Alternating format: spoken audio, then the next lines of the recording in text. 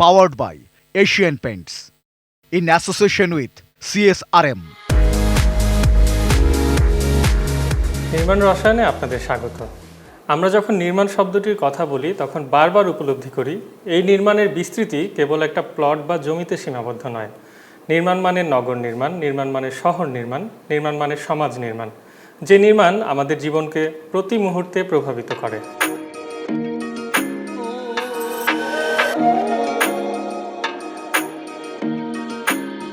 আমরা যারা রাজধানী ঢাকায় বাস করি, এই নগরের তীব্র কোলাহলে আমাদের নাভিশ্বাস ওঠে। আমরা উন্নত বিশ্বের কোনো এক শহরের সঙ্গে নিজেদের তুলনায় হতাশায় ভুগি, অথচ আমাদেরও বদলে যাওয়ার মতো সব সম্ভাবনাই আছে। আজ সেই সম্ভাবনার কথা শুনব। আমরা আমাদের আজকের অনুষ্ঠানে অতিথি হিসেবে পেয়েছি অধ্যাপক ডক্টর আদনান জিল্লুর মুর্শিদকে, যিনি একাধারে স্থপতি, গবেষক, নগরবিদ, কলামিস্ট এবং শিক্ষক। স্যার, আপনাকে স্বাগত জানাচ্ছি আমাদের আজকের অনুষ্ঠানে। ধন্যবাদ তৌসিফ এবং ধন্যবাদ ATN-কে। প্রথমে যে প্রশ্নটি দিয়ে আমরা আমাদের এই আলোচনা শুরু করতে চাই, যে আমরা জানি যে অত্যন্ত দুঃখজনকভাবে হলেও আমাদের প্রাণপ্রিয় ঢাকা শহর বৈশ্বিক সূচকে বসবাস অযোগ্য নগরী হিসেবে প্রথম স্থানে আছে। তো আমরা এর জন্য বিভিন্ন সময় বিভিন্ন রকম তাত্ত্বিক ব্যাখ্যা শুনে থাকি যে ঠিক কোন কোন কারণে এই শহরটি বসবাসের অযোগ্য।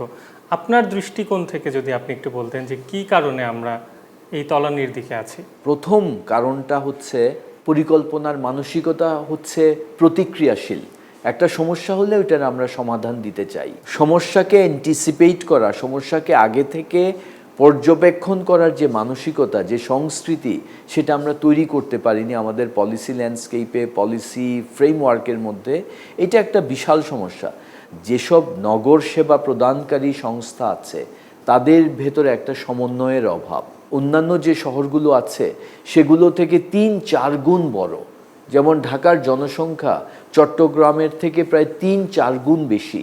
ঢাকার চরিত্র বুঝে সমাধান দিতে পারিনি, সেজন্য সমস্যা মাল্টিপ্লাই হতে হতে এমন একটা পরিস্থিতি হয়েছে। বিকেন্দ্রীকরণ, প্রশাসনিক রিফর্ম, এগুলো যদি করতে না পারি আমাদের সমস্যাগুলো আরও প্রকট হতে থাকবে।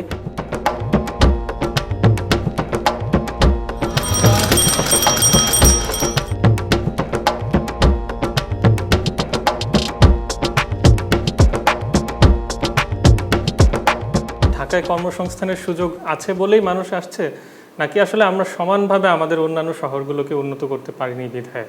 বাংলাদেশের ভবিষ্যৎ নগর এটা আমরা মোটামুটি বলতে পারি। কুষ্টিয়া বা সুনামগঞ্জ বা সিলেট বা অন্য মিড সাইজ সিটি যেগুলো বলি, সেখানে প্রচুর বিনিয়োগ প্রয়োজন। মধ্যম সারির শহরগুলোই হলো বাংলাদেশের নগরায়নের ফ্রন্টিয়ার। যে অন্যান্য শহরের মেধাগুলোও কিন্তু ঢাকাতে চলে আসছে এবং এটাকে আমাদের বিকেন্দ্রীকরণ করতে হবে। ঢাকাকে যদি বলি আমরা quote and unquote dream factory, এই স্বপ্নের বিকেন্দ্রীকরণও করতে হবে।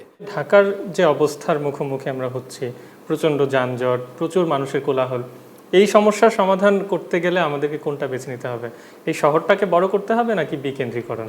এখন ঢাকায় যে জনঘনত্ব, সেটাকে আমি বলবো গাদাগাদি। ঘিঞ্জি নগরায়নকে আমরা একটা টেকসই জনঘনত্বে পরিণত করা সম্ভব। আজকালকার বিশ্বমানের যে বাসযোগ্য শহর যেগুলোকে আমরা বলি, সেখানে কিন্তু ওরা জনঘনত্বকে টেকসই নগরায়নের মূল চালিকা শক্তি হিসাবে দেখছে। যখন অনেক মানুষ একটা সীমিত জায়গার পরিসরের মধ্যে থাকবে, তাহলে আমি আমার যেসব জায়গায় আমার কাজে যেতে হবে বা মার্কেটে যেতে হবে, স্কুল কলেজে যেতে হবে, পায়ে হাঁটা দূরত্ব, যেটাকে আজকাল আমরা বলছি 15 মিনিট সিটি, 15 মিনিটের দূরত্বে সব কিছু যদি হয়, তাহলে কিন্তু আমাদের ঢাকা শহরের ভিতরে অপ্রয়োজনীয় ঘোরাফেরা দরকার নেই। অনেক চলাফেরা করা মানেই কিন্তু কার্বন নিঃসরণ বাড়ানো।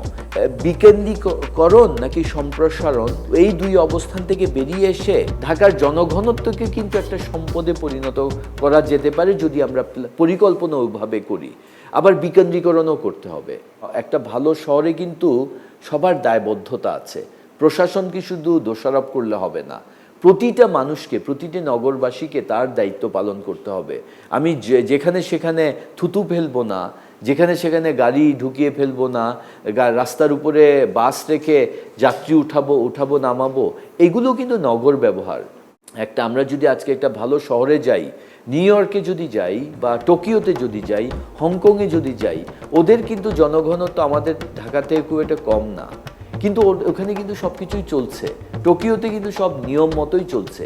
আমরা যেই ধারায় আমাদের উন্নয়ন করছি, আমরা যেইভাবে প্লট ভিত্তিক ডেভেলপমেন্ট করছি, সেটা আসলে সঠিক পদ্ধতি কিনা আমাদের জন্য। আমাদের দেশে এখন মধ্যবিত্তায়ন হচ্ছে। সচ্ছলতা বাড়া মানেই আমাদের একটা বাড়ি করতে হবে, নিজের বাড়ি, ভাড়া বাড়িতে আর থাকবো না।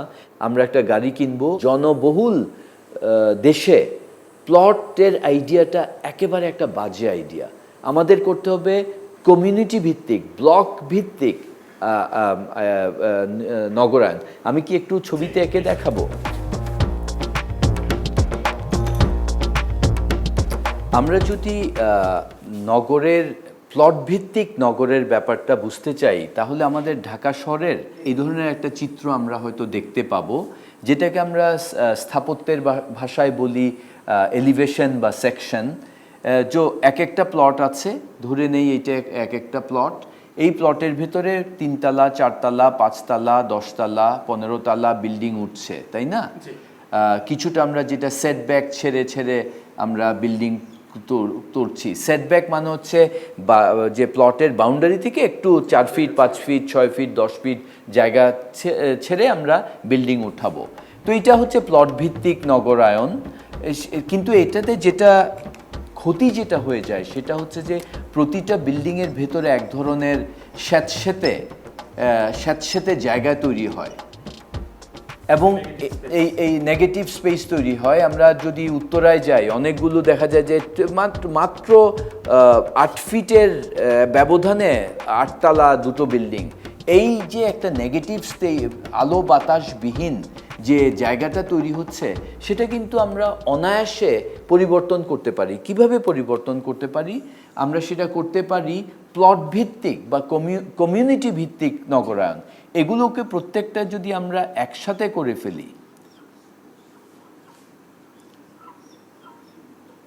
এখানে যেখানে আমরা অনেক বিল্ডিং তৈরি হচ্ছে, সেই বিল্ডিংয়ের যত মানুষ, তাদেরকে কিন্তু আমরা এর ভেতরেই নিয়ে আসতে পারি। এখানে গাছগাছালি,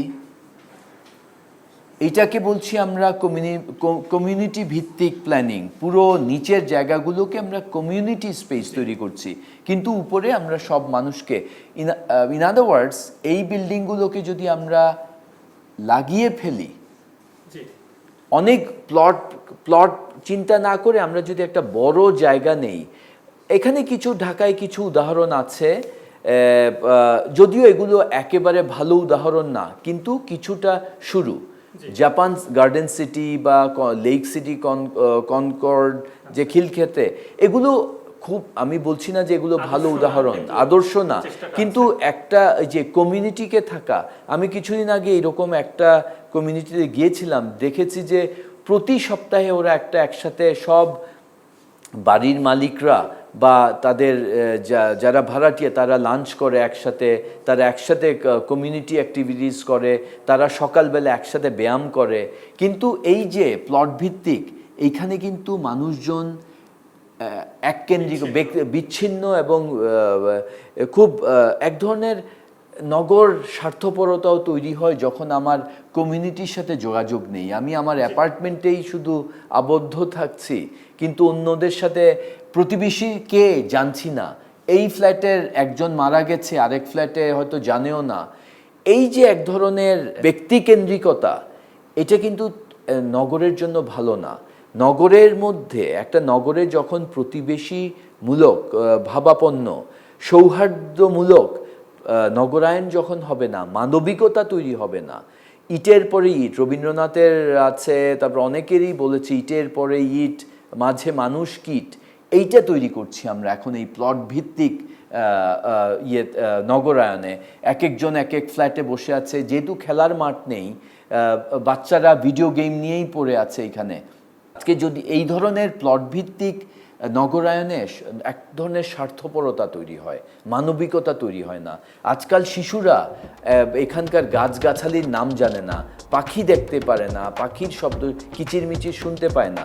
কিন্তু যখন আমরা কমিউনিটি ভিত্তিক আবাসনের ব্যবস্থা করব, তখন কিন্তু প্রতিবেশীর খবরাখবর নিবে, মানুষের ভেতরে এইটা মানুষ, এটা মানুষ, এটা মানুষ, তাদের মধ্যে ভাবের আদান প্রদান হবে, এক ধরনের মানবিকতা তৈরি হয়। আজকে যদি আমরা বার্সেলোনা বা অন্যান্য শহরে ভালো বিশ্বমানের শহরে যাই, ওখানে কিন্তু মানুষের মানে ভাবের আদান প্রদান হচ্ছে। যখন আমরা এগুলোকে সব একসাথে করে ফেলবো, তখন কিন্তু আমাদের গণপরিসর তৈরি হচ্ছে, খেলার মাঠ তৈরি হচ্ছে। এই জায়গাগুলো, নেগেটিভ জায়গাগুলো, এগুলোকে পুরো ঢাকা শহরের এই নেগেটিভ জায়গাগুলোকে যদি আমরা একসাথে করি, তাইলে হয়তো একটা বিশাল একটা জায়গা তৈরি হচ্ছে। তার মানে কি, এই স্যাঁতস্যাঁতে জায়গাকে সম্পদে পরিণত করতে পারবো যখন আমরা কমিউনিটি ব্লক ভিত্তিক আবাসন এবং নগরায়ন করব। স্যার, আপনি যে ভাবনার কথা বললেন, এতে করে কিন্তু আমাদের যে চিরায়ত সম্প্রীতির যে ঐতিহ্য, সেটিও ফিরে আসছে, এবং আমরাও প্রত্যাশা করতে চাই যে আমাদের নগর এমন হয়ে উঠুক যেখানে মানুষের এক ধরনের মানবিকতার চর্চা এবং অন্যের প্রতি সহমর্মিতা নিয়ে আমরা বেঁচে থাকব। আপনাকে অসংখ্য ধন্যবাদ আমাদের আজকের অনুষ্ঠানে সময় দেওয়ার জন্য। তাওসিফ, তোমাকেও ধন্যবাদ, এটিএনকেও ধন্যবাদ। প্রিয় দর্শক, এবারে নিচ্ছি ছোট্ট একটা বিরতির পর আপনাদের জন্য থাকছে এক্সপার্ট টাইম।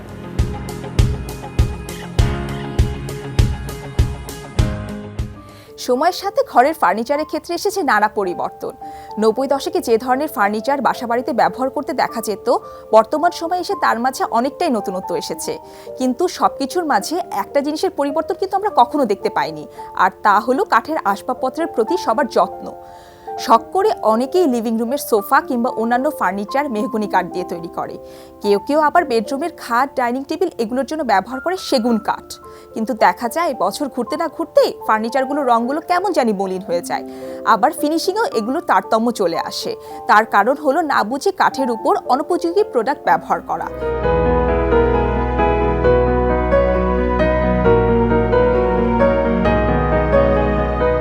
সাধারণত ফার্নিচার যতই দামি আর শখের হোক না কেন, তার উপর গালা বার্নিশ দিয়ে রং করার প্রচলন সব থেকে বেশি। কারণ গালা বার্নিশ সবচেয়ে সনাতন পদ্ধতি, এবং এই পদ্ধতিতে কয়েকটি ধাপে কয়েকটি আইটেমের মিশ্রণে কাঠের উপর রং করা হয়, যা সব ধরনের কাঠের জন্য একদম উপযুক্ত নয়। আর তার ফলস্বরূপ কাঠের ফার্নিচারে দেখা যায় নানা সমস্যা। যখন ফার্নিচারটি শখের, সেক্ষেত্রে ফার্নিচারের গ্লেজটাও কিন্তু হতে হবে একদম পারফেক্ট। আর তার জন্য এশিয়ান পেইন্টসের আছে টিম্বার গ্লেজ। শুধু সৌন্দর্য বর্ধন নয়, বরং ক্ষয়ক্ষতি থেকেও সুরক্ষা যোগায় টিম্বার গ্লেজ। অনেক সময় বাসায় কাঠের সোফা বা টেবিলে হুটহাট গরম পানি কিংবা চা পড়ে যায়, তারপর ছোপ ছোপ দাগ হয়ে যায়, যা খুবই একটা বিরক্তিকর বিষয়। এক্ষেত্রে টিম্বার গ্লেজ তুলনামূলকভাবে পানি প্রতিরোধী, যার ফলে আসবাবের রং উঠে যাওয়া কিংবা দাগ পড়া অনেক অংশেই কম হয়।